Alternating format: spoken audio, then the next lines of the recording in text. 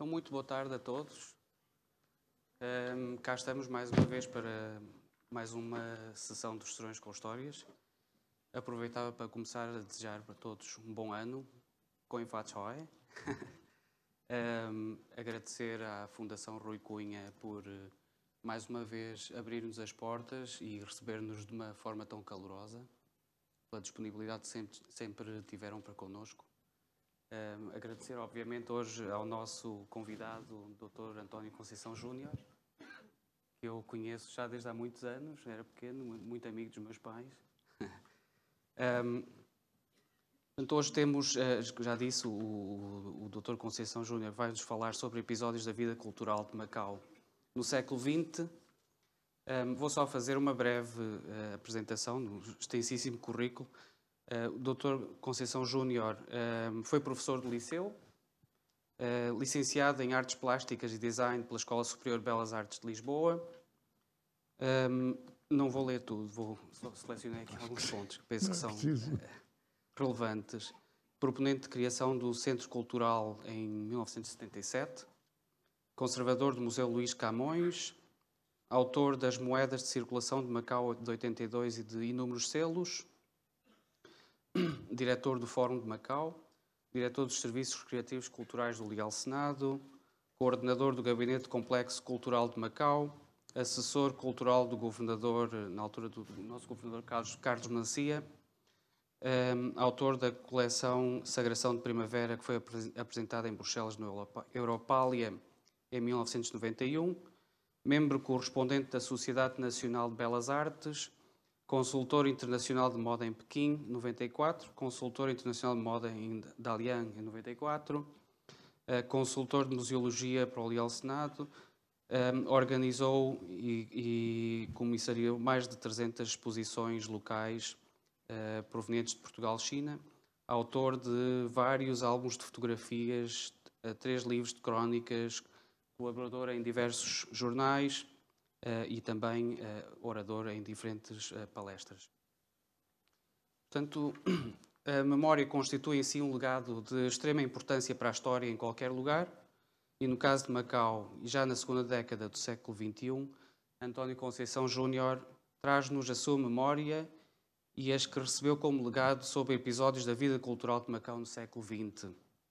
Herdeiro de intérpretes que dela fizeram parte, ele próprio foi e continua interveniente ativo, vindo de um período que já muito poucos conhecem, face à rápida transformação da cidade. Pronto, dito isto, passo a palavra, sem mais. Muito obrigado mais uma vez. Obrigado. Senhoras e meus senhores, antes de mais, os meus agradecimentos à Fundação Rui Cunha pelo excelente acolhimento que sempre tem dado. O meu agradecimento também ao José Gonçalo. E já agora uma pequena partida, digamos assim, é que eu fui, e sou, mas na altura fui colega da mãe e do pai também, mas a minha filha chama-se Beatriz por uma razão que tem a ver com o facto da mãe deste senhor se chamar Beatriz. E daí ter ficado a amizade selada por isso. É um pouco o que eu vou falar, o que eu vou dizer hoje, e peço desculpa, mas a minha voz está, como conseguem ouvi-la, perdão. Isto é uma conversa sobre a história, alguns episódios da história da cultura de Macau. E só podem ser alguns episódios porque, como imaginam e como sabem, ninguém saberá de toda a história de Macau. E então, com a vossa licença, vou começar com o seguinte. O meu avô paterno trabalhou no Leal Senado. Talvez não saiba, nem tenha a obrigação de saber, mas informo porque, pessoalmente, sempre fui, em Macau, um municipalista.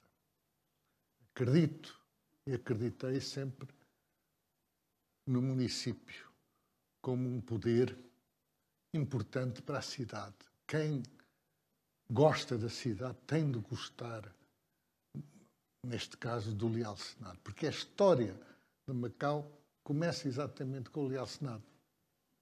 E, portanto, porquê a cidade como espaço de cultura?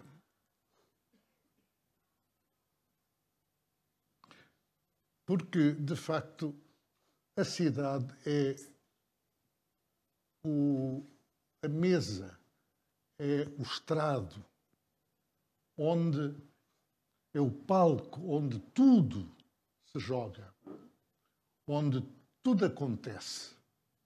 Nada acontece em si, em abstrato. A cidade é o grande palco. E aqui temos testemunhos de uma Macau onde existia ainda uma muralha, mas sobretudo uma Macau que é profundamente coerente, arquitetonicamente falando. Aqui continua a haver a muralha, com algumas casas já muito envelhecidas, mas, sobretudo, é uma cidade extremamente coerente. Isso é de uma grande importância, como saberão, porque nós somos o produto disto. E somos, de facto, Macau, uma cidade intercultural. Isso pode parecer muito óbvio, mas às vezes o óbvio é um dado adquirido que não deve ser assim tão adquirido. Olha, o Palácio do Barão do Cercal, que foi Palácio do Governo. Aqui são as Mariazinhas, não é? Aqui é a Travessa do Roquete, onde, no terreno baldio que está aqui, vamos lá ver se eu sei mexer nisto. Este terreno baldio é onde hoje se encontram os Correios. Aqui outro aspecto da Praia Grande, século XIX, século XX. Há uma muito pequena diferença entre o século XIX e o século XX em Macau. Os finais do século XIX e os princípios do século XX. O Palacete da Flora, por exemplo, continua aqui. E vamos desaguar aonde? Numa coisa chamada Casa Garden. Ora, a Casa Garden, eu penso que tive a oportunidade de dizer publicamente, por meio dos órgãos de informação, que esta história é uma história feita de muitas coincidências, é uma teia muito interessante e eu começarei por revelar o princípio da teia. Ora, a Casa Garden era o palacete de Manuel Pereira e do seu genro, comendador Lourenço Marques. O interessante nesta imagem é que o muro vai por aqui fora até aqui assim. Portanto, não havia Jardim Luís de Camões. Não havia nada disto. Agora, a casa sim, era com 2 andares. Ela depois foi alugada para o presidente ou diretor da Companhia das Índias Orientais, chamada The Company. E aqui temos uma aguarela que pertence ao museu, na altura o Museu Luís de Camões, agora o Museu de Arte de Macau, que é do Thomas Boswell Watson. Quem foi Thomas Boswell Watson? Nada mais, nada menos, primeiro que o aluno de George Sinery, médico de George Sinery, e aluno dele. E, ao mesmo tempo, o fundador de uma cadeia de lojas que todos conhecem, chamado Watsons, que por legado, digamos assim, passou a ser chamada Watson. Os herdeiros. O interessante também aqui é ver que continua a haver estas casas, todas estas residências, que nós não sabemos bem o que era, não é? Eu não encontrei nunca registros sobre isto. E chegamos aos finais do século XIX e temos a casa, ainda assim, com isto. E com este terracinho aqui, não é? Que não tem função nenhuma, pelos vistos, não é? Não existe uma função. Senão o facto de ser, digamos que como que eu não sei qual é o termo em arquitetura, mas eu diria que é uma espécie de dossel da entrada, portanto é a parte de cima, mas que depois tem uma parte superior que parece ser uma espécie de um varandinho que não dá para nada. Aqui, em 1896, temos as ruínas, digamos assim. O que significa, de facto, que há uma destruição nessa altura e há uma reconfiguração do museu. Perdão, da casa, todo o aspecto da Casa Garden, etc. E aqui, finalmente, em 1899, diz Luís Gonzaga Gomes, é o depósito, torna-se depósito de material de guerra. Ainda assim, com as mesmas, embora agora tenha sido acrescentado aqui o emblema, não sei se... não. Isto já é de 1980 e é fácil de reconhecer, é já do meu tempo, porque eu mandei cortar à escovinha a relva. Ups! Mandei cortar a escovinha a relva aqui assim, porque isto era uma coisa muito abundante e não se via o edifício. E havia, ao longo das paredes, muitas pedras e muitas... aqui assim, havia muitas pedras, muitas coisas deixadas, inclusivamente, e isto é uma coisa curiosa, que provavelmente se voltarem a ir, julgo que já não encontrarão, a escultura de um militar, alguém do século XVII, XVIII, com a mão assim no peito. E que, segundo conta a lenda, seria o capitão holandês que teria sido preso, mas que ocultava as suas insígnias, aquelas estrelas, aquelas coisas, para que não o reconhecessem. Não se sabe. Depois, estamos na atualidade. Ora, tudo isto tem, de facto, a Casa Garden tem uma história interessantíssima, que eu espero, segundo a minha memória, voltar lá daqui a bocado. Vamos entrar na primeira geração de cultura do século XIX e vamos encontrar, de facto, uma coisa importante, que é a grande interculturalidade a existir. E começamos exatamente com Camilo Peçanha, que chegou a Macau em 1894, juntamente com Venceslau de Moraes. E eis os dois. Camilo, eu às vezes imagino como seria eu sem barba. O Camilo aqui sem barba.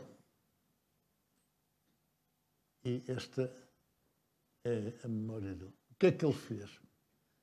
Professor de História e Filosofia Elementar, Liceu de Macau, conservador do registro perdial. Como se sabe, há registros escritos com fósforo queimado, não é? Colecionador de arte chinesa, maior poeta simbolista.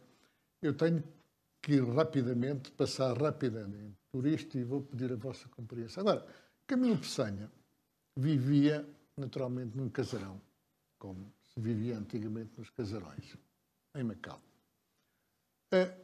Aproveito porque ele foi professor do meu pai e há uma série de histórias sobre o Camilo Peçanha que eu não entendo que o diminuam de forma alguma.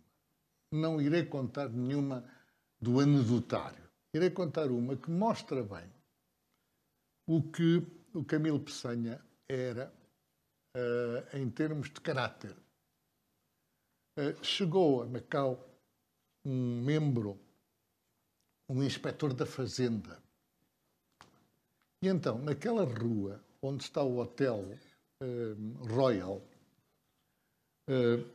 havia ao fundo, do lado oposto ao Clube Militar, portanto, na direção oposta, havia ao fundo o quartel da Flora, que era o quartel Lanceiros.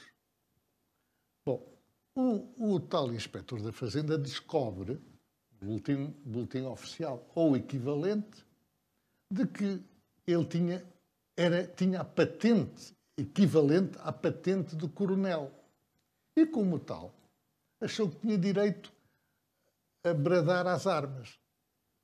Então ele vai de rickshaw, de rickshaw, para ao pé do quartel, manda o homem do rickshaw parar, sai, vai com a pasta, né? Mostra a sentinela, coitado, desgraçado, abre a pasta, olha, está a ver aqui, eu sou inspetor da Fazenda, mas tenho a patente de coronel, faz favor, brade às armas. E o pobre do sentinela, que eu sou obrigado às armas, e aquela gente veio toda, a guarda veio toda e veio apresentar armas, está um homem inchado, eu não sei. É claro que em Macau tudo se sabe, e, portanto, aquilo rapidamente correu Macau. Só que, e naturalmente que também o Camilo Peçanha soube. Então, num dia de festa, ou numa recepção no Palácio, o Camilo Peçanha, que era uma pessoa franzina, ao ver o tal inspetor da Fazenda, brada em pleno Palácio do Governo, brada às armas. É claro que toda a gente sabia, toda a gente fingia não saber, e o senhor veio ameaçá-lo de lhe dar 2 bengaladas. Ao que o Camilo Peçanha, que era franzino, respondeu: é uma opinião. Aqui fica a casa, uma das casas onde ele morou.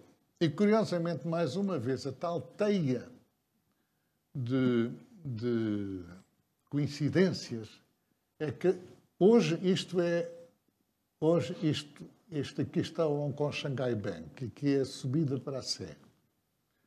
E do lado a seguir há uma padaria, salvo erro, uma pastelaria, uma padaria, uma coisa assim, que está onde estava, é aqui mesmo, onde minha tia, que tomou conta de mim após o falecimento da minha mãe, viveu. Um dos sítios onde viveu. E onde eu via esta casa do lado contrário, do lado oposto, bastava olhar. E era uma casa enorme. Portanto, eu suponho que será a casa onde esta fotografia foi tirada, eventualmente. Não posso garantir. Depois temos, naturalmente, outra figura importantíssima, Manuel da Silva Mendes, que foi... Eu, para ser rápido, leio aqui, não é? Advogado, professor de liceu de Macau, juiz, presidente do Legal Senado, escritor e interventor político, e nesse tempo havia muita intervenção política, sinólogo que apresenta o taoísmo no Clube Militar, grande colecionador de arte chinesa, grande parte, ou uma parte significativa, aquela que não pereceu no paiol, na explosão do paiol da Flora, está toda ela no Museu Luís de Camões. E, portanto, apreciador de cerâmica de Sichuan e de outras coisas, e de pintura chinesa, amigo do abade Sequin Tsing. E o abade Sequin Tsing, há um texto do Camilo Peçanha, do Manuel da Silva Mendes, que fala de ter convidado o abade para comer, e por acaso, lá em casa, e comer carne. E o abade aceita comer carne dizendo Lola. Lola significa já estou velho, pronto, posso comer carne. E aqui está um exemplo muito importante das relações luso-chinesas. Ele, além dos colegas de liceu, etc., era amigo de muita gente da comunidade chinesa, não só de Macau, como fora de Macau. Abad Sequin-Sing, o amigo chamado Soichão, eu acho que não era o nome dele, seria o nome da loja, que depois era antiquário, mas o Soichão, há aqui muita gente que ainda viu e sabe o que era o Soichão. O Ameng, que era antiquário, este sim senhor, depois Tang Xiaoyi, ex-primeiro-ministro e ex-embaixador em Washington. Não era brincadeira, como se costuma dizer em Macau. Lau Yoklon, ex-embaixador de Bruxelas e em Londres. Lau Catlok, mandarim da província de Kansai, suponho eu, e letrado graduado em Sao Choi. Chan Tek-yu, antigo governador da província de Cantão. Não era gente da pesada, como se costuma dizer, com quem ele trocava impressões. E isto é fundamental, sobretudo pensando nós nos dias de hoje, nos finais, isto é, estamos em 2019, quando faz 20 anos de transferência de soberania, devemos recuar, de facto, atrás para ver como era a comunidade de Macau de então. Aqui está Silva Mendes, aqui está a casa de Silva Mendes, ainda numa altura em que a guia está no estado em que está, não é? Estava ainda desmatada, e o clube militar, ele muitas vezes passava do clube militar e subia aquela rampa, e repare-se onde vem o mar, não é? O mar vem aqui. Perdão. Vou ter que apressar um pouco mais. Temos aqui um homem também importantíssimo, macaense, de X gerações, José Vicente Jorge. Outra curiosidade, eu vivi no Lilau, em casa do irmão dele.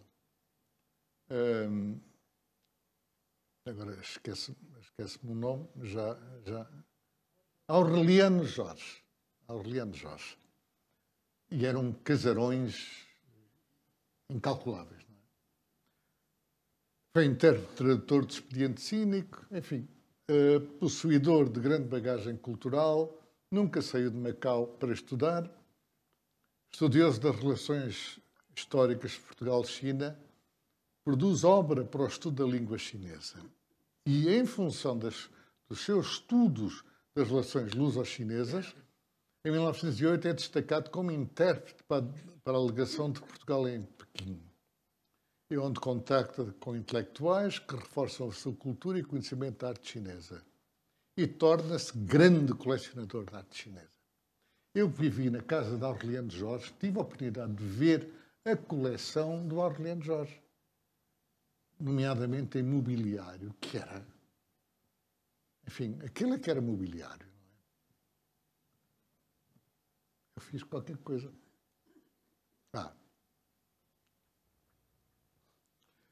Aqui está outro exemplo do convívio intercultural, não é? José Vicente Jorge. Depois temos aqui este senhor, que é Abílio Basto, ou Bastos. Basto, não é? Abílio Bastos e António Maria da Silva, teu bisavô, não é? Olha, coincidências não param. E depois António Maria da Silva, que irão ver mais tarde um descendente. Esta é a casa dele na Taipa, na Penha. Aqui é a sala de jantar, com muito prato. E o livro que ele publicou, com a sua coleção, ainda a primeira edição, de José Vicente Jorge. Perdão. Em função da chegada destas pessoas, cria-se a geração do Liceu de Macau. Aqui temos o Liceu, na altura o edifício do Liceu, agora é o Instituto Cultural, mas na altura era o edifício do Liceu, depois foi Serviços de Saúde, etc. E temos aqui outro Liceu Central de Macau, criado em 1893.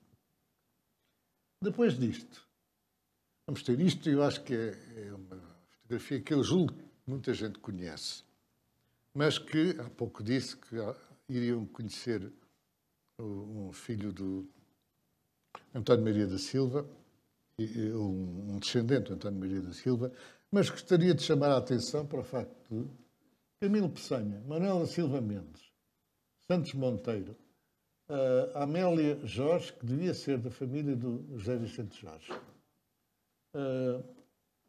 Santos Mateus, Reitor Borges Delgado, depois há aqui uma série de medalhas, não é? De taças, etc. Depois a Lara Reis, José Vicente Jorge, Pedro Faria, Artur Borges, Pires de Castro e Henriques Martins. E como prometido, aqui temos Alberto Silva, que seria depois secretário-geral de Macau.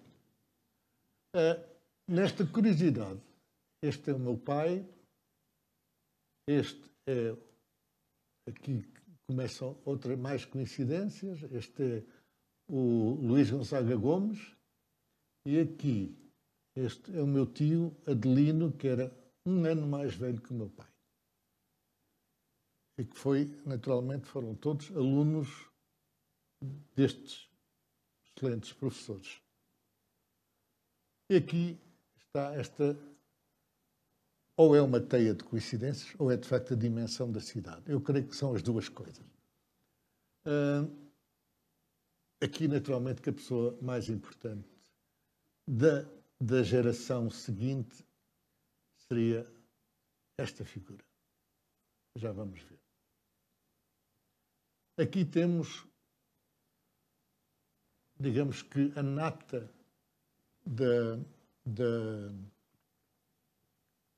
intelectualidade de então, entre os quais, naturalmente, Camilo Peçanha, Dom José da Costa Nunes. Este, suponho que, além de comandante Correia da Silva, seria o Paços de Arcos, o Visconde de Paços de Arcos. Depois, aqui está José Vicente Jorge, aqui está Manuel da Silva Mendes, e este Instituto de Camões seria, naturalmente, o Instituto de Macau, peço desculpa, seria naturalmente, este grupo seria de maçons. E aqui temos um outro caso que é fundamental, porque foi a maçonaria responsável, de certo modo, quer a americana, através do Hawaii, quer a de Macau, através, entre outras pessoas, de Francisco Hermenegildo Fernandes, responsável pela implementação da República Popular da China. A República da China é o hábito, não é? Cá está Sun Yat-sen, este era o governador, aqui Camilo Peçanha, portanto, havia só aqui, rapidamente, dois maçons, não é? E Francisco Fernandes era o homem dono do Eco Macaense. E vamos agora à geração dos alunos. Voltamos aqui e vamos... Uma das primeiras coisas que eu fiz em 1979 foi, digamos que, prestar homenagem ao Luís Gomes. Luís Gomes, como aqui diz, foi tudo isto. professor de chinês, tradutor de autores lusos para chinês, diretor da Biblioteca Nacional, diretor da emissora de radiodifusão, etc. Chefe de redação de Notícias de Macau, conservador do Museu Luís de Camões, fundou o Instituto Luís de Camões, secretário de Círculo de Cultura Musical, melómano e autodidata, autor de coleção de Notícias de Macau. Melómano e autodidata. Ele era nosso vizinho, no bairro Governador Albano de Oliveira. E o que era espantoso é que o senhor tinha aprendido por correspondência alemão e italiano para conseguir perceber as óperas. O que, naquele tempo, enfim, aprender por correspondência era qualquer coisa de notável. Aqui está. Era uma pessoa muito pouco sociável. Digamos assim, naturalmente estava presente, mas normalmente preferia, eu conheci-o e preferia estar sozinho. Aqui é na posse, é a fotografia dele na posse como conservador do Museu Luís de Camões. O grupo de Notícias de Macau. Este edifício aqui, que já não existe naturalmente, era onde ficava o Notícias de Macau, na calçada do Tronco Velho. Aqui temos alguns dos Patrício Guterres, cá está Luís Gonzaga Gomes, Adelino Barbosa da Conceição, que era meu tio, irmão do meu pai, Cassiano da Fonseca, também macaense, diretor do Notícias de Macau, Diolinda da Conceição, minha mãe, meu pai, José dos Santos Ferreira e Herman Machado Monteiro, que era um republicano que tinha ficado em Macau, que tinha decidido vir, entre aspas, desterrar-se para Macau. O Notícias de Macau era talvez dos lugares onde havia maior liberalismo interno e não só. Repare-se que onde estivesse o Herman Machado Monteiro anualmente, ou não sei, penso que anualmente, estaria toda esta gente, desde eu, por exemplo, eu conheço, lembro-me perfeitamente desta figura, este senhor.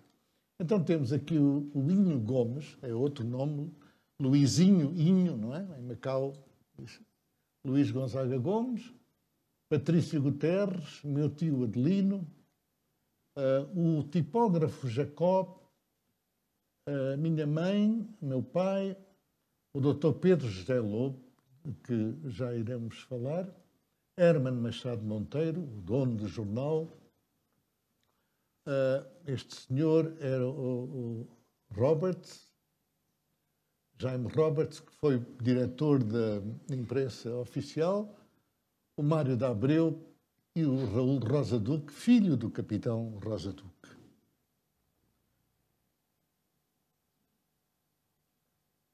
Aqui, outro dos lugares mais apetecidos do Herman Machado Monteiro era o Fatsiulau, que os portugueses, à falta do som, era Fatsiulau, não é? Mas é Fatsiulau, é o lugar do Buda sorridente. E então estava quase sempre, nestas ocasiões, o Dr. Pedro Lobo, que supostamente, eu julgo que sim, era o grande mecenas que apoiava e que dava, porque seguramente que o Notícias de Macau não rendia, não é? Não conseguiria funcionar sozinho. Portanto, havia, de facto, um mecenato. E aqui era a tertúlia. Eu lembro muito bem das histórias e das coisas, de fotografias várias, em que aqui temos, mais uma vez, Luís Gomes, minha mãe, o Herman Machado Monteiro, meu pai, Raul Rosa Duque, aqui era o Patrício Guterres, que teve um irmão padre, que era o conhecido Padre Guterres. Aqui era o Hotel Riviera, onde fica em frente ao BNU, do outro lado da rua do BNU, que agora é o Banco da China, exatamente. Vamos agora a esta grande figura, que eu acho que é importante. Há muita gente que tem opiniões sobre Pedro José Lobo. Eu diria que, como alguém disse há 2000 anos, aquele que não tiver pecados, que atire a primeira pedra. Eu, nessas coisas, acho que Pedro José Lobo foi uma pessoa importantíssima para Macau. Durante o período da guerra, negociador fundamental com os japoneses durante a Segunda Guerra Mundial. Foi milionário, tornou-se milionário com o comércio de ouro durante ou pós a guerra. Mecenas e filantropo. Há muito poucos mecenas, houve muito poucos mecenas. Ele foi um dos poucos. Foi presidente leal ao Senado, chefe da repartição dos assuntos económicos de Macau, político de grande importância para Macau.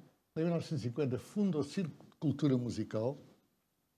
Cultural de Macau e a revista Mosaico, onde colaboram também o Luís Gomes, Silveira Machado, etc.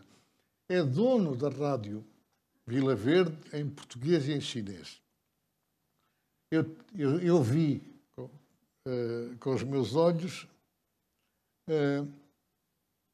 os discos que os meus pais tinham em casa das composições do Dr. Pedro José Lobo em discos de 72 rotações.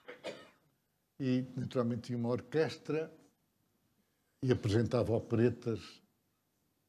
Ora bem, porquê é que está isto aqui, o avô Lobo? De forma nenhuma pode ser uma usurpação. Mas, de facto, o meu tio era casado com uma das filhas, a segunda filha do Dr. Lobo, Pedro José Lobo. Portanto, naturalmente, eu tinha acesso à casa, primeiro à casa dos meus tios, que, na altura, me perguntavam, então, o que é que tu queres comer hoje?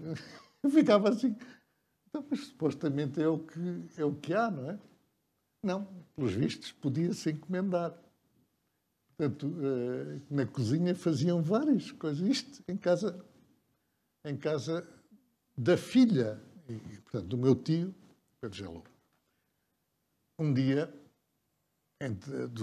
de alguns em que fui à casa do avô Lobo, junto com o grupo dos netos. Então, a mesa era uma mesa, a sala de jantar, entrava-se por uma sala onde havia um piano de meia cauda.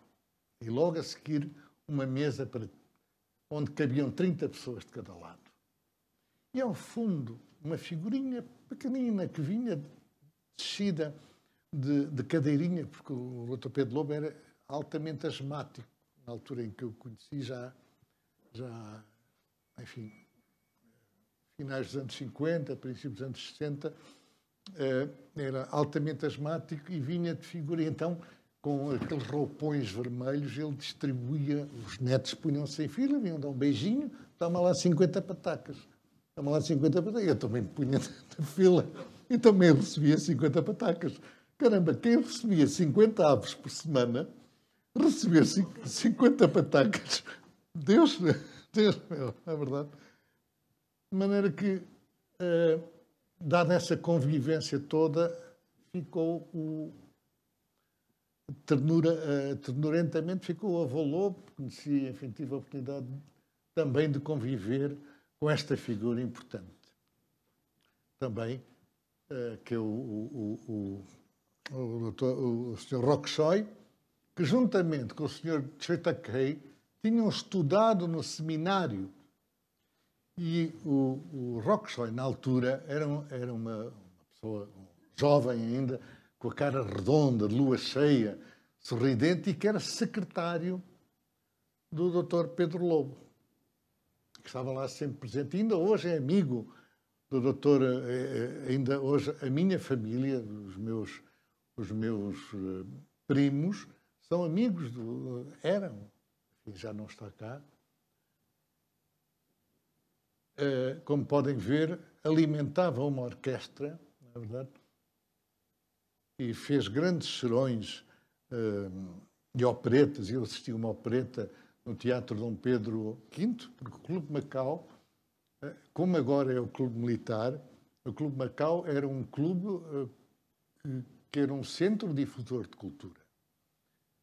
e até cultura gastronómica também.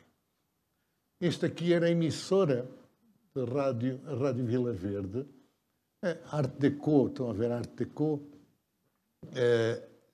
As casas de todos eles eram em Art Deco. Todo o bairro era em Art Deco, sendo a casa do avô ou do pai, com piscina, não é? Uma piscina aqui grande.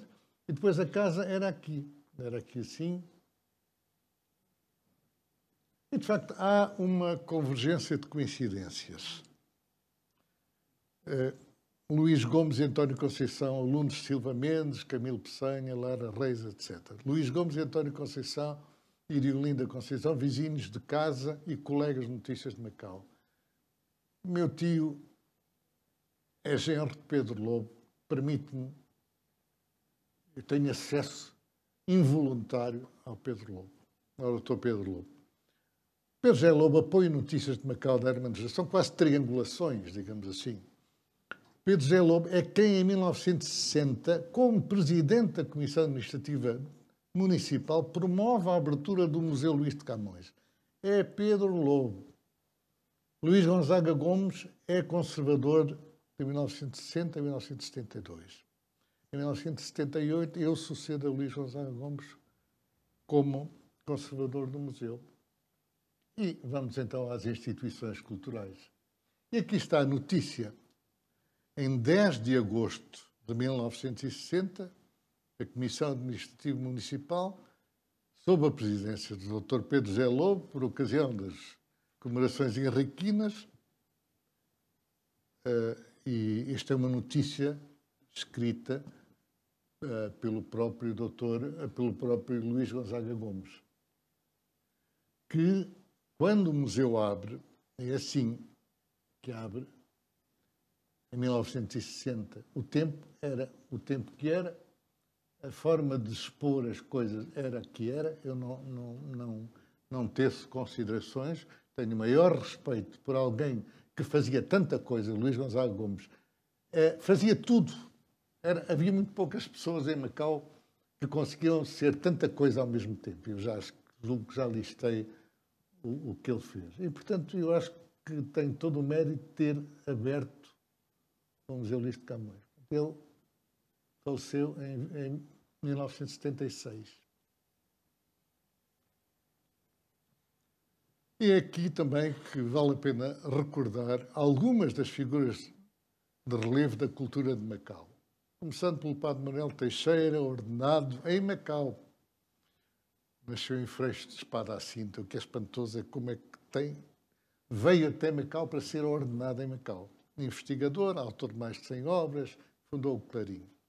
Padre Benjamin Videira Pires, José Silveira Machado, Dr. Henrique de Sena Fernandes, diretor da Biblioteca Nacional, presidente da APIN e autor de pelo menos 4 livros, Namvan, Amor e Dinos de Pé, A Trança Feiticeira, Monra, Contos de Macau, José dos Santos Ferreira, fantástica pessoa, o Adé, desportista, que foi primeiro, eu conheci-o, ele era secretário do Liceu, chefe de secretaria do Liceu,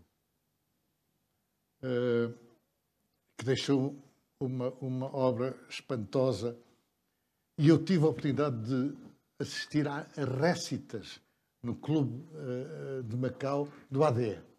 E vejam bem uma coisa fantástica, que era o facto de, naquele tempo, estamos a falar nos anos 60, finais dos anos 60, estar todo o público à espera, não é, que o palco abrisse e, de repente, serem surpreendidos pelo Adé que vinha de trás. Portanto, era uma encenação extraordinariamente moderna para a altura, que as pessoas ficavam espantadas, o Adé irrompia por aí fora e as pessoas eram apanhadas de surpresa. E claro, quando começava a falar, tinha uma graça enorme. Uma pessoa extremamente... um extraordinário contador de histórias. Depois, naturalmente, a doutora Beatriz Bastos da Silva também foi, além de professora e minha colega, tive a honra de ser colega dela, foi diretora da Biblioteca Nacional, investigadora e historiadora e autora da Cronologia da História de Macau. A doutora Graciete Batalha, professora de português, escritora e deputada. A doutora Graciete Batalha, e vale a pena relevar isto, também é que quando se deu o 20 de março, talvez, o 18 de março, a Assembleia de Macau, estamos a falar em 1974, a Assembleia de Macau escreve uma carta ao Marcelo Caetano a associar-se e a solidarizar-se com o regime, etc. E tal. Depois dá-se o 25 de Abril e a Assembleia da República, a Assembleia Legislativa, volta a fazer agora uma carta de solidariedade ao novo regime. E a doutora Graciete Batalha, e muito bem, lhe diz, eu não faço. Eu acabei há dias de fazer uma coisa e agora vou virar a casaca. Quer dizer, e, portanto, era uma pessoa de uma extrema coerência. E é isso que eu acho que é importante. Houve também, é de assinalar, o arquiteto Manuel Vicente, professor de arquitetura, o arquiteto Francisco Figueira, depois homem do património, e o professor pintor Luís de Mê, provavelmente o grande pintor de Macau.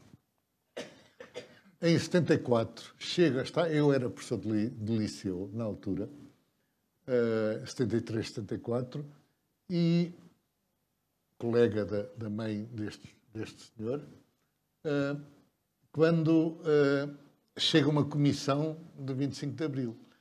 Um dos membros da comissão, era o Major Garcia Leandro, que depois se vem a tornar no governador de Macau. E começa a macaização dos quadros. Que era uma tarefa que eu considerei, na altura, de grande visão, porque a seguir à macaização dos quadros viria, naturalmente, a localização total dos quadros. Fazia sentido, se fosse assim. Se a nossa presença em Macau não fosse feita de etapas não sequenciais. Não? Cada presença era uma coisa.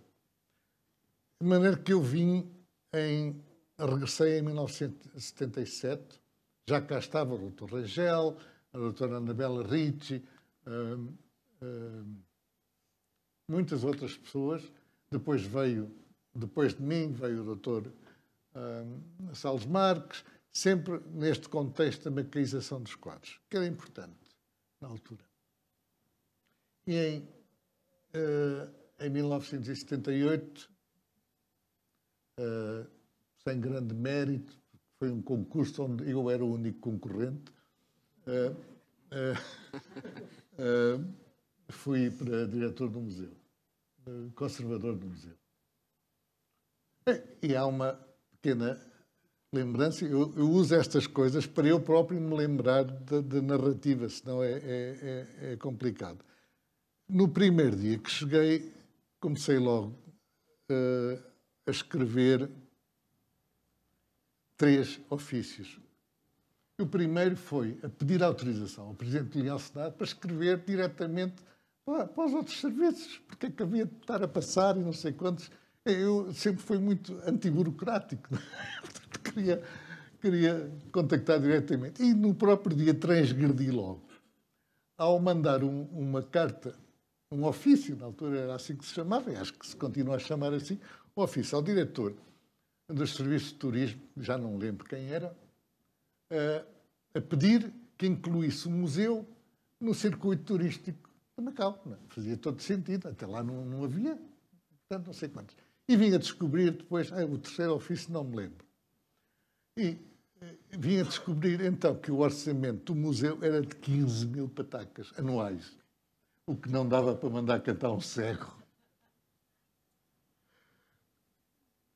Naturalmente que, embora novo, tinha 27 anos, estava avisado, enfim, e uma das primeiras coisas a fazer, era avisado, e uma das primeiras coisas a fazer era um inventário, porque, de facto, com o máximo respeito, quando eu cheguei, vi umas folhas em papel segunda via. Não sei se os jovens, mais jovens, sabem o que é um papel de segunda via. Todo riscado, escrito à mão, por cima, etc. Não sei quantos. Meu Deus, deixem-me já tratar disto, não é? E o que acontece é que pedi 6.000 patacas, que era o que o fotógrafo que ficava ao pé da rampa do museu que ia dar ao Porto Interior, portanto, 6.000 patacas naquela altura era uma fortuna, mas você é doido, e não sei quantos, aquilo era muito complicado. E foi nessa altura, com o inventário, que vou ter o primeiro contacto com este senhor, George Vitalievich Smirnov. E vejo estas coisas. Naturalmente que a primeira das coisas que quis fazer foi... Estão a ver aqui estas manchas? Pronto, era fita cola, não é? Fita cola que com o tempo tinha passado para o outro lado e tinha manchado as aguarelas. Mas vim a saber, depois mandei desmanchar e vi o preço. E também vim a saber quem é que tinha patrocinado isso. Era, mais uma vez, o Dr. Pedro Lobo. Ora bem, o George Smirnov pintava. E além disso, isto que vem aqui, e que é o logotipo, chamamos assim, do Clarim, foi feito pelo George Smirnov. E o curioso disso é que, perdão, o Smirnov, naquele tempo da guerra, foi buscar uma caixinha de aguarelas. Isto apenas para ver a qualidade, porque ele era arquiteto, não é? Foi buscar uma caixinha de aguarelas ao Clube de Macau, onde funcionava um centro de apoio aos refugiados. E conseguiu fazer estas coisas e ensinar pessoas como o Luís de Mé, o Adolfo de Mé, primo, o Estorninho, o Herculano Estorninho, que eram considerados, na altura, em Macau, coitadinhos, eram tontinhos da cabeça, eram artistas, queriam ser artistas. Coitados. Macau tinha coisas boas, tinha coisas menos boas, não é? Ora, há aqui uma coisa que eu acho que é importante. Foi um statement, uma afirmação que eu fiz quando entrei para o museu, que é uma comunidade mista, enquadrando línguas e culturas diferentes, propõe naturalmente questões mais complexas do que numa sociedade de cultura única. Mais dramática se torna essa expressão quando as duas comunidades coexistentes são proporcionalmente dispares. De um lado, esmagadora, uma cultura multimilenar de raiz e expressão atávicas, contemplativa, e do outro, uma cultura implantada há 400 anos, minoritária, cuja língua, o português, se encontra em degradação lenta, mas progressiva. De facto, é historicamente uma inevitabilidade. Dizer que o problema é a língua portuguesa é, de um certo ponto de vista, um falso problema porque o isolamos do contexto geral.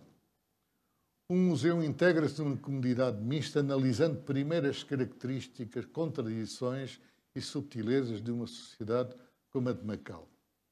Dessa análise resulta um dado fundamental. Não se pode exercer cultura em duas versões, uma chinesa e uma portuguesa.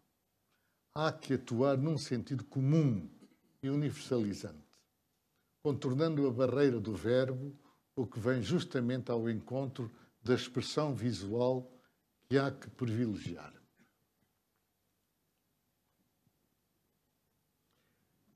Nesse mesmo ano foi criada a revista Artis e imediatamente se começou a fazer o combate pelo património.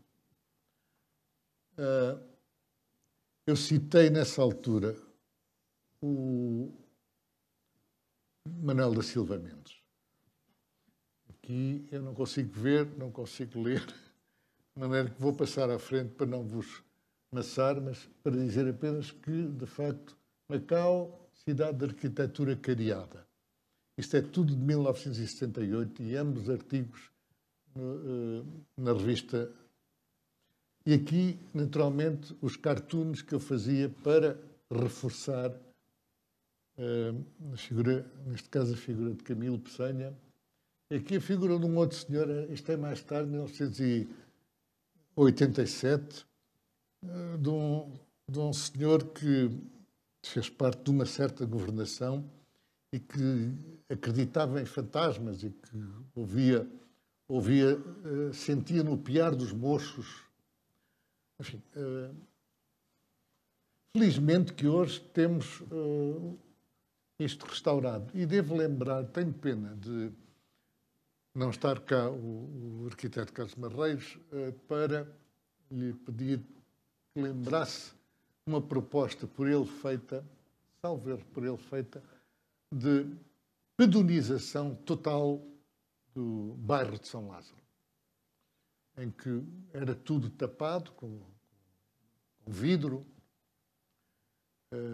Não posso adiantar muito mais do que isso.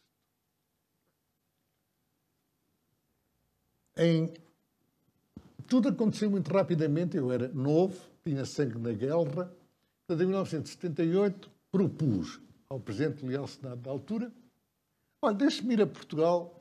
Nessa altura tinha estado em conversas com o Manuel Vicente. E o Manuel Vicente tinha-me indicado o Dr. Pedro Tamen.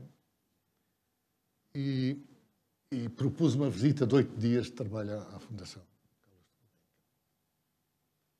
E que era um Estado dentro de Estado, assim, uma coisa gigantesca. Esta é uma história interessante porque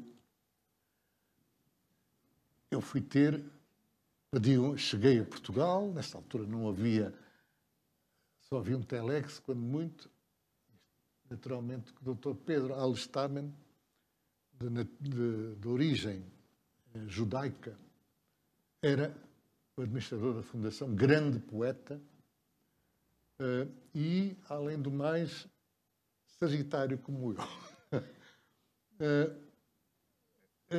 Tornámos-nos, houve logo uma empatia. Ele recebeu-me, eu era um miúdo com 27 anos ou 28 anos.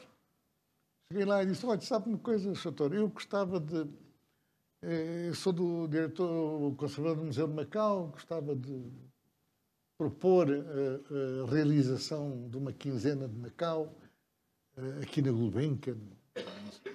Ele ficou assim a olhar para mim, teve a paciência de me ouvir, miúdo, não é? E era um administrador para as belas artes, o único eleito pelos trabalhadores. Isto tem um grande mérito nessa altura, não é? E ele disse: bom, eu vou levá-lo ao doutor Azeredo, José de Azeredo Perdigão. Fiquei assim um bocado. Bom, o doutor José de Azeredo Perdigão, ele conseguiu uma audiência e eu voltei 2 dias depois e vamos os dois ao gabinete do doutor Azeredo Perdigão, onde estava este retrato. Uma coisa gigantesca. O senhor recebe, ora viva, como está. Um velho conversador à antiga. Então, a páginas tantas, pede-me desculpa que toca ao telefone. Pede-me desculpa, eu atendo. E então, diz ele assim: bom, eu estou em Macau neste momento. E ele continua e diz assim: bom, se fizer as malas. Aí percebi que era a mulher que estava a telefonar. E eu, que não era mandatado para nada, quando acabou a conversa telefónica, saltei logo e disse: senhor doutor, eu estou mandatado pelo governo de Macau para o convidar a ir a Macau. Que era o que eu queria, não é? Que ele viesse a Macau, enfim. E ele olha para mim e diz-me: sabe uma coisa? Já houve 4 governadores que me convidaram, mas eu nunca pude ir por esta razão, por aquela razão. Eu acho que agora vou.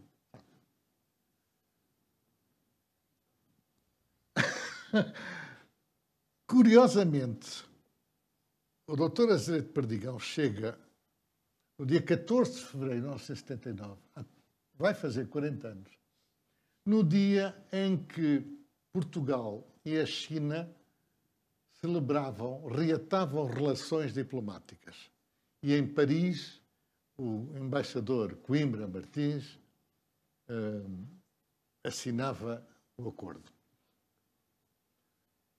E isto é no jet foil. E atrás, naturalmente, o doutor Pedro Tama. Uma coisa importante, que aqui é interessante, por curiosidade, vale a pena revelar, é que na Fundação Gulbenkian, dessa altura, fosse o presidente ou fosse o carpinteiro, desde que a viagem tivesse uma distância X, eles viajavam todos na mesma classe. Portanto, para Macau, o carpinteiro ou o presidente viajavam em primeira classe. E ambos, se fossem a Angola, provavelmente viajariam em executiva, e se fossem aos Açores, viajariam em económica. Não é? Eu achei esta medida, e aprendi muito com a Fundação, muito, muito importante e muito exemplar. E muito democrática. A esposa, a Madalena, a mulher, a doutora Madalena Perdigão, e aqui, já em Macau, no Leal Senado, com o doutor Rogério, obrigado, o doutor Rogério Santos. E aqui já havia uma comissão, em 1979 já havia uma comissão executiva para a quinzena de Macau, onde faziam parte a doutora Beatriz Basta Silva e a doutora Graciete Batalha, que está... A doutora Graciete Batalha está aqui, a doutora Beatriz Basta Silva, não se vê, está aqui. Eu estou aqui e muito se fumava, não é? Muito se fumava na altura. Ora bem, decorrente da visita ao Museu Luís de Camões, que era o que eu queria, eles vieram visitar o Museu Luís de Camões, imediatamente o doutor Azeredo Perdigão vai para o Leal Senado e pede: posso mandar um telex? Com certeza, com certeza. Então, dito ao telex: olha, é para dizer ao arquiteto Sommer Ribeiro, por favor, reserve as galerias de exposições temporárias a partir de outubro, durante 6 meses, todas as galerias de exposições temporárias, para o Museu Luís de Camões. Isto tinha sido uma lança em África, não é? Quer dizer, isto era no mesmo ano. Portanto, isto foi em fevereiro e era para outubro. Uma coisa assustadora, porque tinha que se fazer muita coisa ao mesmo tempo. E, portanto, logo a seguir, e aí é outra coisa interessante, em março, logo a seguir em março, a Fundação Carlos de Gulbenkian destaca o arquiteto Nunes de Oliveira para vir resolver o problema do museu, digamos, museograficamente e não só. O que é inaudito, mas que na altura, pelos vistos, era bom, é que já na altura era o governador Melo Egidio, é que eu não posso imaginar hoje um governador e um secretário adjunto no gabinete do jovem diretor do museu a assistirem à reunião com o arquiteto Nunes de Oliveira. Não é? Isto era no tempo, de facto, em que havia tempo para os diretores, para os governadores e secretários adjuntos estarem numa reunião sobre o Museu Luís de Camões. Não é? Isto é espantoso. E aqui, outra vez, a reunião, na visita ao museu em cima, com o governador Melo Egidio, o secretário adjunto, e aqui o doutor Chitaquei, o Sr. Chitaquei, então vereador. E faz-se a quinzena de Macau. em outubro de 1979. Vou ter que apressar mais.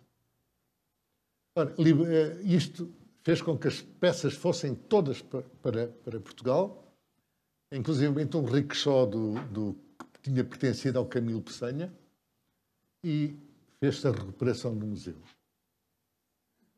Então, a 3 de outubro, foi considerada, na altura, a segunda maior exposição de sempre da Fundação. Apenas ultrapassada pela exposição inaugural, que era do Rodin. Há uma confidência que eu hoje posso fazer, que eu estava perfeitamente atónito, era um miúdo, estava perfeitamente atónito nisto.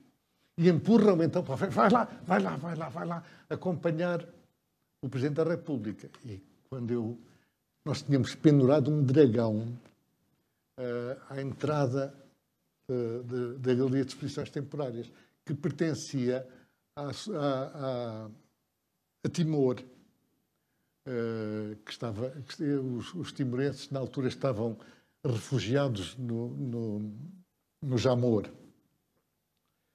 E então eu ouço o general Yanes a dizer assim para a mulher: estás a ver aquele animal? Não sei porquê, mas parece-me com a minha sogra. É evidente que isto posso dizer ao fim destes anos todos, não é? Estão a ver aqui o tal animal pendurado aqui. Depois, naturalmente, estava completamente cheia a Fundação, estava completamente cheia. Aqui sempre, curiosamente, as fotografias que tiraram e que eu tenho são estas, são de Sequevan, honrando-se assim Silva Mendes, não é?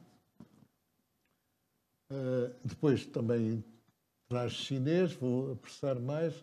Depois, este seria o futuro governador de Macau, que estava também presente na altura, o Almirante Almeida Costa.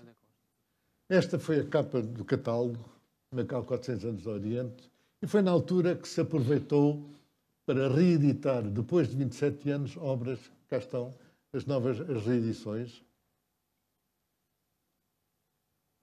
E aqui o interior era a narrativa do que se tinha passado na Fundação, e aqui já com as funcionárias do museu, com os novos uniformes.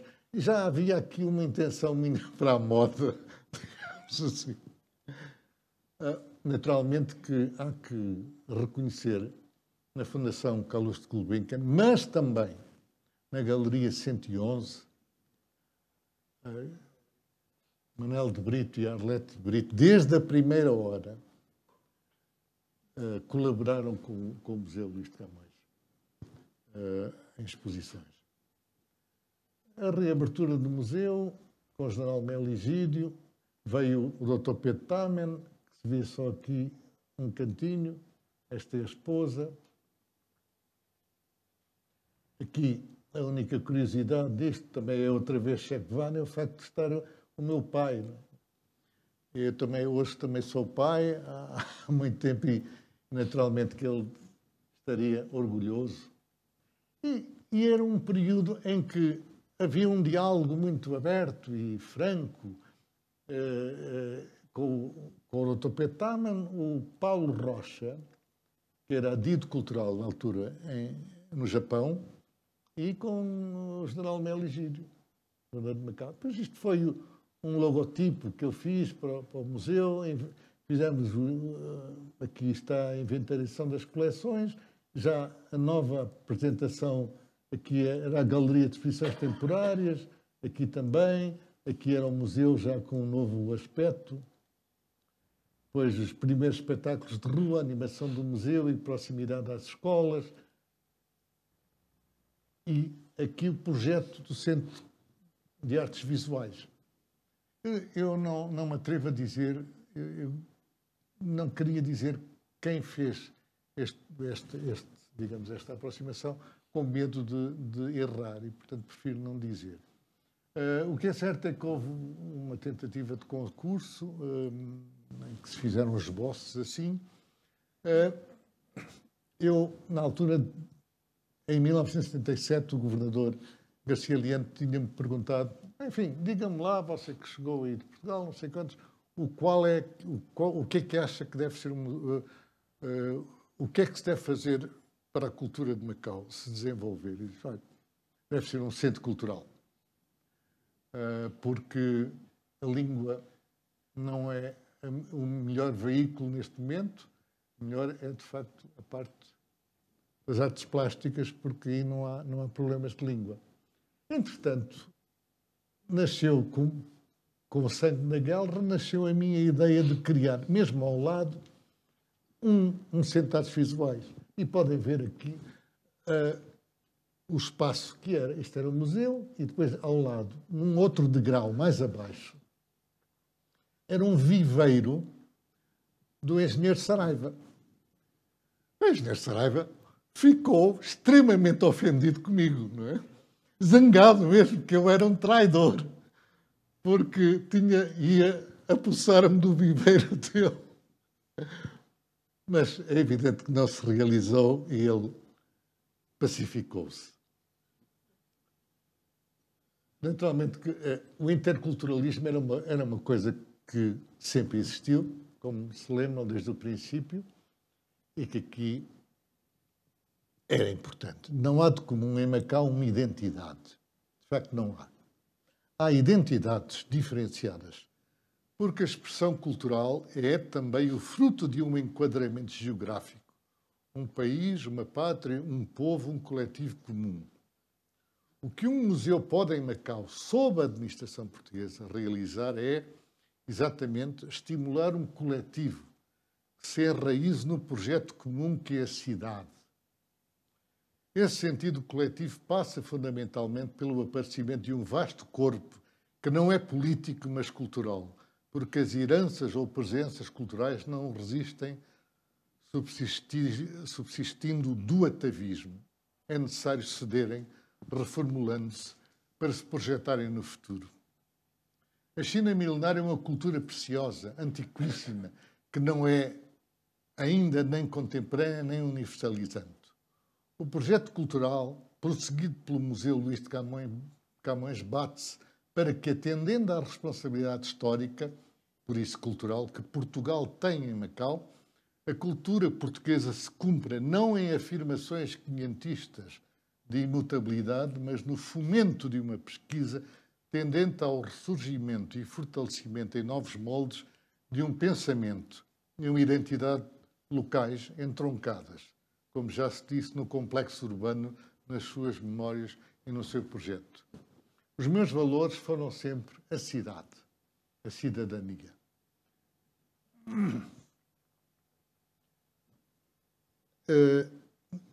Foi criada a primeira galeria, com a inauguração do museu, criou-se a primeira galeria de exposições temporárias de Macau. Nunca tinha havido.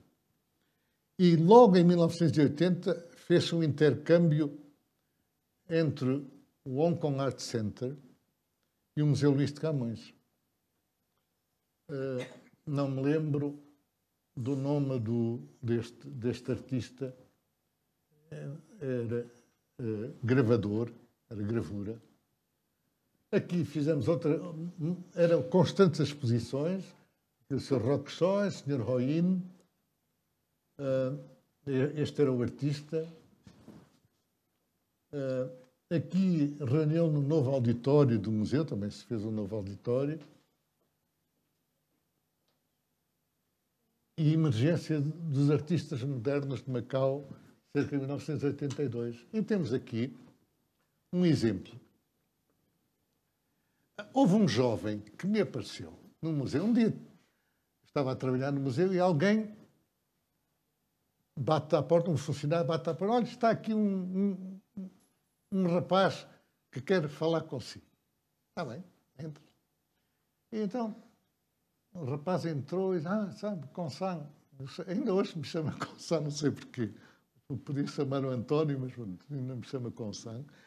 E então, disse, olha, eu venho aqui, mas não diga nada ao meu mestre, quem é o seu mestre? Kam Chong-ling, um senhor mais tradicional. Ele abre-me os desenhos e eu olho para aquilo. O que é isto? Só que eu não podia ajudar este rapaz. O que é que você faz? Eu conto notas no BCM. Conta notas no BCM. Olha, vou tentar fazer o mais possível.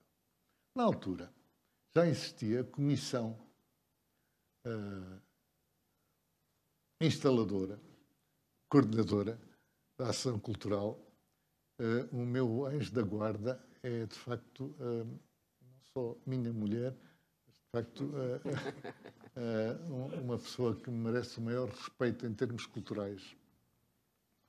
Em casa vou levar, eu sei.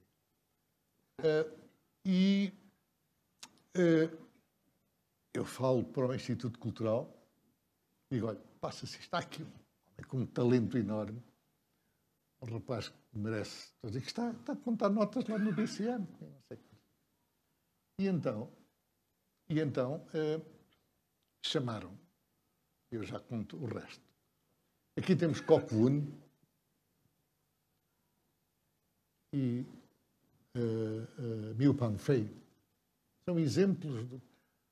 Isto, naturalmente, a Galeria de Exposições Temporárias vinha criar uma demanda enorme, que não dava para tudo. Não é?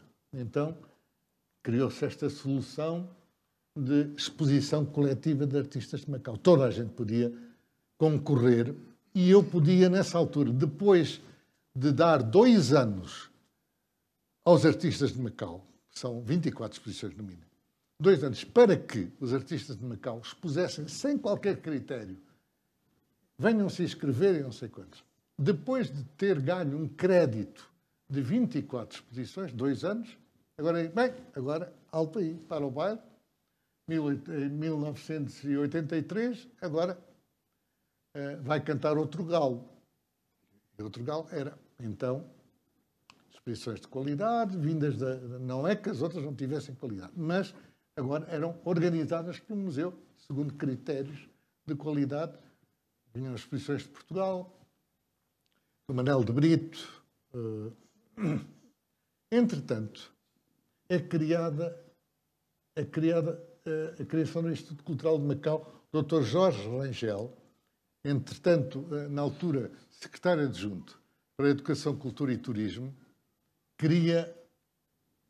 faz a criação do Instituto Cultural através da Comissão Coordenadora da Ação Cultural, chefiada pelo engenheiro João Calvão, e de que fazia parte uma senhora que é hoje, há já muito tempo, minha mulher, e que é, digamos, a memória viva disto tudo. Instalado inicialmente na esquina da rua Dom Pedro Coutinho com a Avenida Horta e Costa. E criam estes departamentos, organizam os festivais a partir de 1987, 1989, 89, Conservatório, Orquestra de Câmara e Orquestra Chinesa de Macau, responsabilidade sobre arquivos e bibliotecas. Isto foi o primeiro Instituto Cultural. Na chamada Casa do Dr. Cabral, que era uma casa, era uma residência. E este jovem, quando o Instituto age da forma que ainda hoje eu não vejo fazer. Pegaram neste senhor,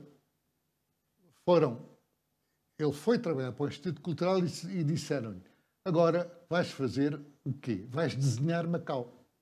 Que era o que ele mais queria. E eu acho que ações deste tipo, hoje, não há. E quando eu digo hoje, é depois desta, nunca mais se fizeram coisas destas, com esta generosidade. Isto é o verdadeiro mecenato, isto é um ato de cultura. Ups. E aqui, esta é a primeira geração de artistas, eu estava aqui a mais, Mas, pronto, de artistas de Macau, olha, um Vaimen, Copo Uno, Vitor Marreiros, o Miu Panfei, o Carlos Marreiros, Ana Leandro, esta é a esposa, a mulher do Injiam, e aqui a geração dos artistas modernos. Eles vieram, este grupo de jovens veio romper com o tradicionalismo que havia na altura em Macau. Entretanto, o museu lá ia fazendo as suas coisas e fez outra coisa, que foi levar muita da cerâmica de Sequan até às Caldas da Rainha. Porquê? Porque o Rafael Bordal Pinheiro tinha-se inspirado muitas das peças do Bordal Pinheiro, nomeadamente as peças vegetais e animais, etc., foram inspiradas em Sequan, Sichuan, porque é mandarim. Porquê? Porque Sichuan porque um irmão do Rafael Bordal Pinheiro era marinheiro, o comandante de um navio, e levou daqui peças que vieram estimular a criatividade. Em 1985, do Rafael Bordal Pinheiro. Em 1985, eu vou apressar, a Galeria de Leal Senado torna-se, isto é o Museu Luís de Mê, as aguarelas dele. Ele tinha sido aluno do Jorge Smirnov, mas aos 16 anos, 15, 16 anos, era melhor já que o mestre, né? Só podia. E depois temos esta maravilha. Por isso que eu digo que o Luís de Mê é, de facto, o melhor pintor de Macau, de sempre. Isto requer uma técnica. Isto foi o templo, na altura de arte em Macau, a Galeria do Leal Senado, onde se fizeram, eu vou ser mais rápido ainda, os últimos 100 anos da pintura portuguesa, que nunca se fizeram em Portugal. Os naturalistas, 1985, Columbano Bordal Pinheiro, os pioneiros do modernismo, Almada Negreiros, vieram as melhores peças.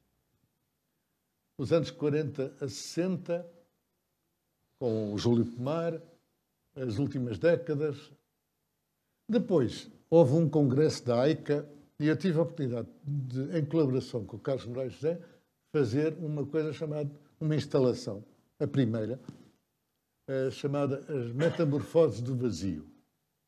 E, ao mesmo tempo, comissariar esta exposição do António Tápias. Enfim, tinha sido assim uma coisa. E aqui temos o governador Melancia, na altura, com o Júlio Pomar, o Manuel de Brito e a Arlete de Brito. Na altura também esteve cá o Dr. Mário Soares como presidente e, naturalmente, Sequan. Dá-se a venda da Casa Garden, em 1988, Gabinete de Complexo Cultural. O governador Melancia convida-me para coordenador do Gabinete de Complexo Cultural. Então, estava-se a criar o SNAP. E a minha ideia e a minha proposta era aqui, fora, onde agora está a Cunhame, era lá que se devia fazer o complexo cultural. Eu explico, e já explicarei o porquê do complexo. Era isto. O SNAP era assim. Nunca viram o SNAP assim, não é? A maior parte das pessoas que estão cá nunca viram o SNAP assim.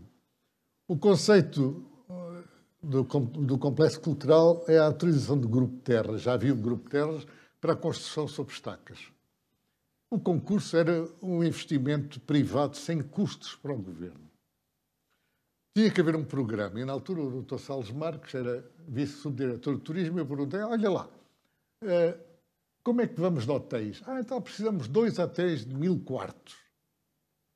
Então, aqui ia um hotel de 1000 quartos, com centro de convenções, um centro comercial, um complexo e depois o complexo cultural, que era constituído por um museu de arte, salas de concerto e de ensaios, escola de artes também viradas para o Sudeste Asiático, porque não havia. Eu tinha feito mandado fazer uma pesquisa, não havia nenhum país aqui do Sudeste Asiático que oferecesse ensino para o exterior. Então nós iríamos oferecer, esta era a ideia, e todas as unidades seriam servidas por pessoal altamente especializado. Isto era fundamental, porque era uma questão de gestão. O estudo de viabilidade, foi feito um estudo de viabilidade e na altura eram 8 milhões de turistas. Então, dos 3 milhões de turistas que se calculava, deixariam 400 milhões por ano, através de ingressos, consumos de cafetaria e restaurante, consumos da loja do museu, rendas parciais do centro comercial. Havia o acordo de que parte das rendas do centro comercial seriam para nós. Havia a ideia de trazer a Lane Crawford, de trazer, enfim, os melhores centros comerciais de Hong Kong para este centro comercial em Macau. O modelo de funcionamento, eu sempre acreditei que a cultura deve ser autónoma. E, portanto, a ideia seria a autonomia cultural e financeira. E que não estivesse nunca a cultura subordinada a nada nem a ninguém. Tivesse existência própria. Como, de facto, inspirado provavelmente na Fundação Carlos de Gulbenkian. E, naturalmente, um conselho de administração e pelouros. Por razões várias, entre as quais uma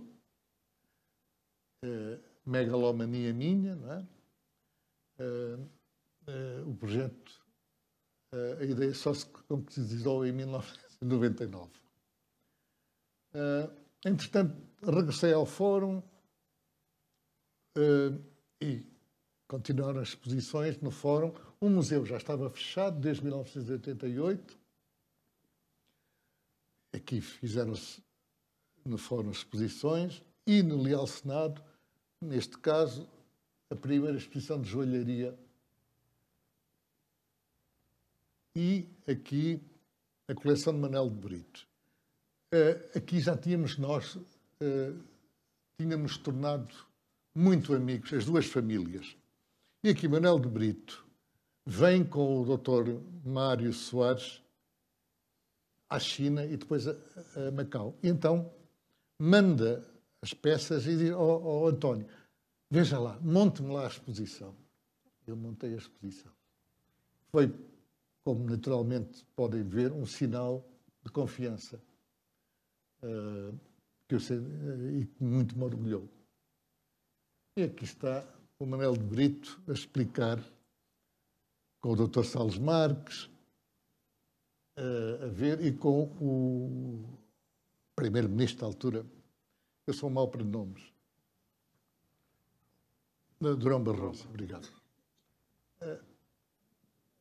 É pena o Dr. Salles Marques ter ido embora, mas pode ser eu que sou chato, estar a prolongar muito, mas de facto são 40 anos e, portanto, agradeço a vossa paciência, mas de facto o Leal Senado, na altura, ninguém sabia o que era o espólio do Leal Senado, porque a maior parte estava encaixotado.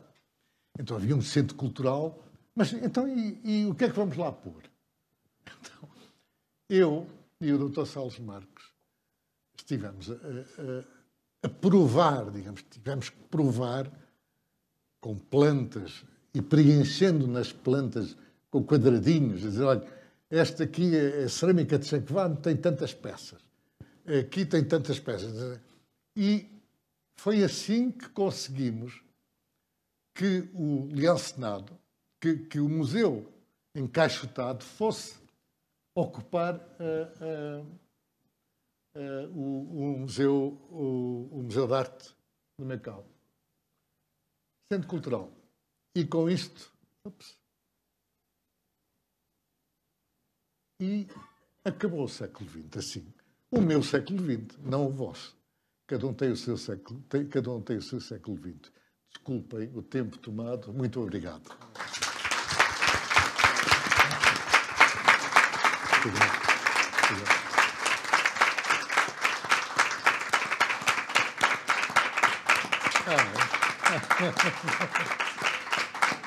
Não, por favor. Muito obrigado.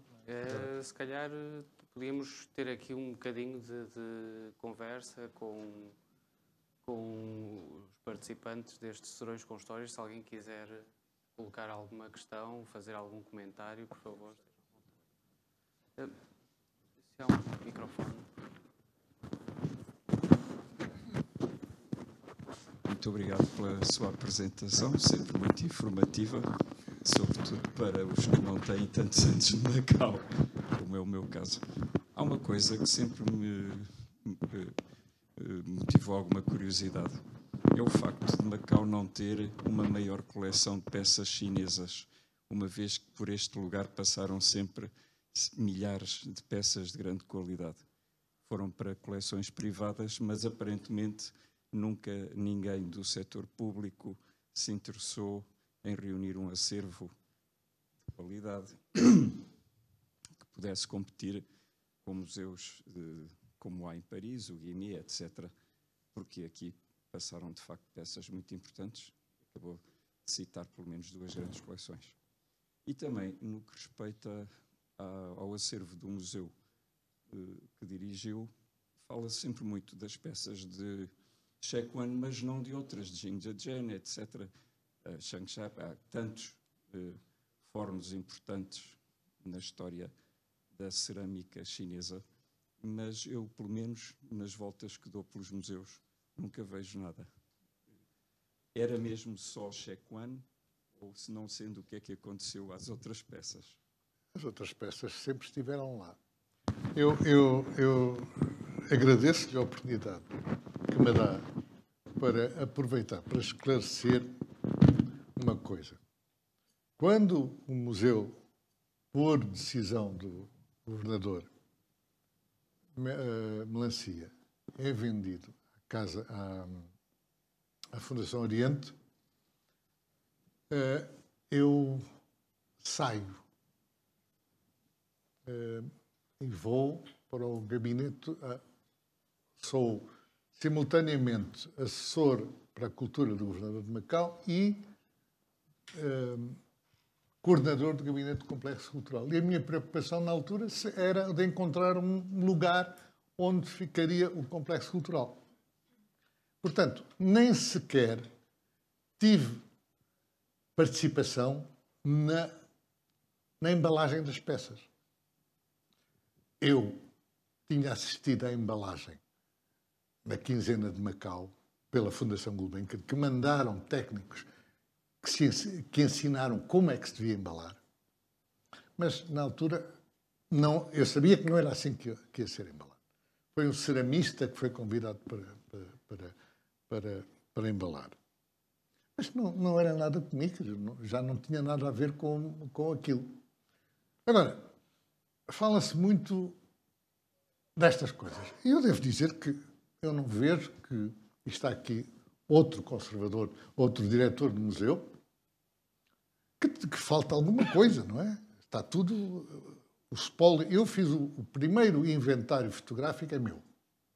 E depois o museu, no século XXI, fez novo inventário, ainda com mais detalhe, em chinês já, e tudo mais. Agora, a questão passa pelas prioridades e pelo espaço que ocupam as coleções. Portanto, há bronzes que eventualmente ainda não foram expostos. Há Kentakchan, como diz, não é? E outras peças que foram expostas, mas elas estão lá todas. Isso posso lhe garantir. E devo aplaudir as excelentes condições em que elas estão organizadas nas reservas, não é? Com todas as condições, aquelas que eu sonhei quando era conservador do museu. Eu sonhei ter aquelas condições, não é? Com boa temperatura, com temperatura adequada, com umidade excelente, etc. Agora,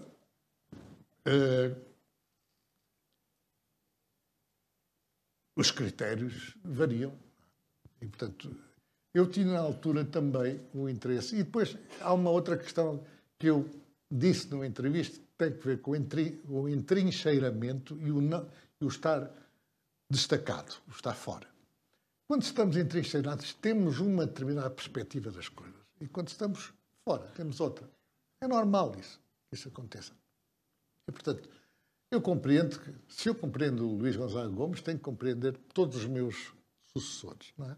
Portanto, cada um tem as suas perspectivas e quase sempre foram no sentido das exposições temporárias. O que é normal, eu também fiz as minhas exposições temporárias, ninguém me criticou. Posso-me entender? Elas estão lá, as coleções estão todas lá. Aumentar o acervo. Aumentar o acervo, meu caro amigo. Sim senhora, isso é assim. Eu consegui uma coisa. Hoje, quando eu entrei para o museu, havia um Schindler. Hoje há à volta de 20 e tal. Não sei. Mas consegui uma coisa, que foi que os marchands de arte de Hong Kong dessem prioridade ao Museu Luís de Camões para comprar. E aí começava a batalha burocrática. Proposta de despesa. Faz favor, dá licença, que eu não sei quantos, proposta tem orçamento para isto, não sei quantos. E mesmo assim foram 20 ou 18, uma coisa, não me lembro. Isto não posso. Mas, portanto, foi, na altura, como digo, havia um que foi oferta do Geoffrey Boswell, falta-me o último nome, que era o especialista de shorthand, como é que se chama? De estenografia do Chinnery. Foi ele que ofereceu um retrato ao óleo, por acaso, do Chinnery. Já não me lembro de quem, mas eu depois conseguimos comprar muita coisa. E já foi muito bom. Devo dizer, lembre-se das 15 mil patacas. Não havia mecenas. Já não. Mas depois houve um caso, eu devo dizer que, por exemplo, eu fui com o Dr. Mveimen a Londres comprar um livro, um álbum do George Chinnery, que figurou, e acho que figura ainda no museu, em depósito, não é propriedade do museu, mas está lá em depósito. E que foi um particular, que eu não vou dizer quem é, que comprou para o museu. Digamos, para ele, para si, mas que está no museu. Que é onde deviam estar as coisas, de facto. Os museus.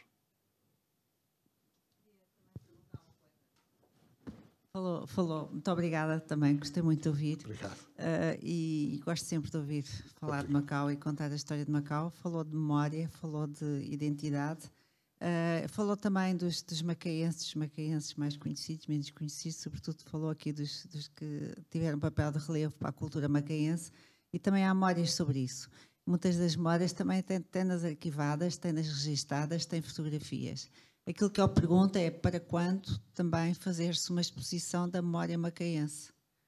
Porque faz todo sentido, porque há pessoas vivas que podem contar histórias, e eu, com a velocidade a que as coisas acontecem, receio bem que daqui por uns tempos essa memória seja cada vez mais absorvida pela chamada globalização, ou pelo que for, mas que se perca, e devia-se ganhar com ela, e ganha-se com ela se ela for exposta. E é isso que eu peço. Eu acho que isso é uma tarefa que deveria competir ao Museu de Macau. Penso eu. Deveria competir seguramente ao Museu de Macau.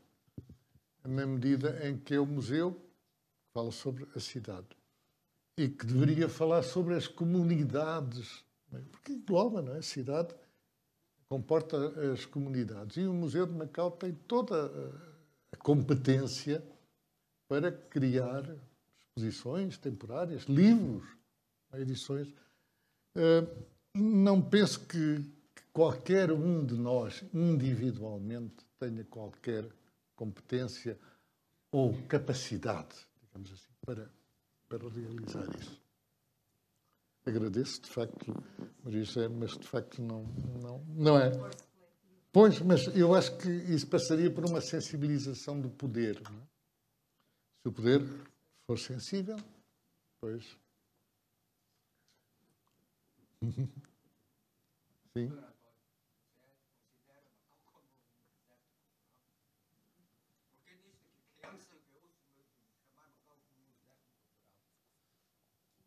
Gostaria de saber a sua opinião. Bom, para haver deserto tem que haver camelos, não é? Nós somos chamados de eunucos culturais.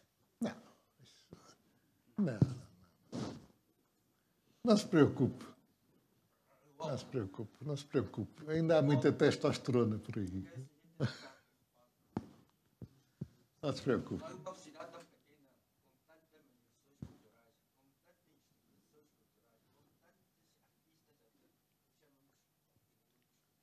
Ah, mas isso... Tussa.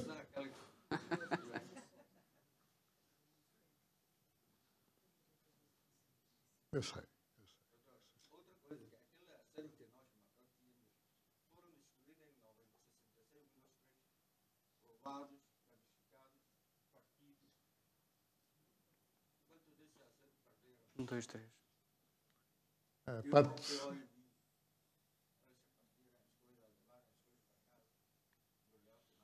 São os ventos da história, meu caro. A história é feita de altos e baixos.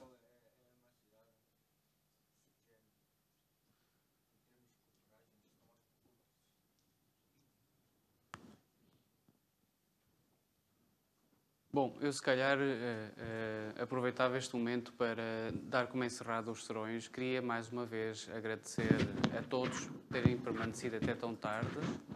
Agradecer à Fundação Rui Cunha mais uma vez por terem apadrinhado este projeto. E queria só concluir dizendo que tenho para mim o Dr. António Conceição Júnior como um profissional competente, uma capacidade extraordinária. Tenho como um artista muito sensível, trabalhador, uma pessoa que não obstante um currículo tão vasto e extenso de low profile, mas muito interventivo e ao mesmo tempo humilde. Tenho como um homem muito bom, vertical, honesto. Obrigado pelo exemplo de seriedade e dedicação. E dizer-lhe que é uma inspiração para mim e tenho a certeza que para gerações mais novas. Bem-haja. Obrigado.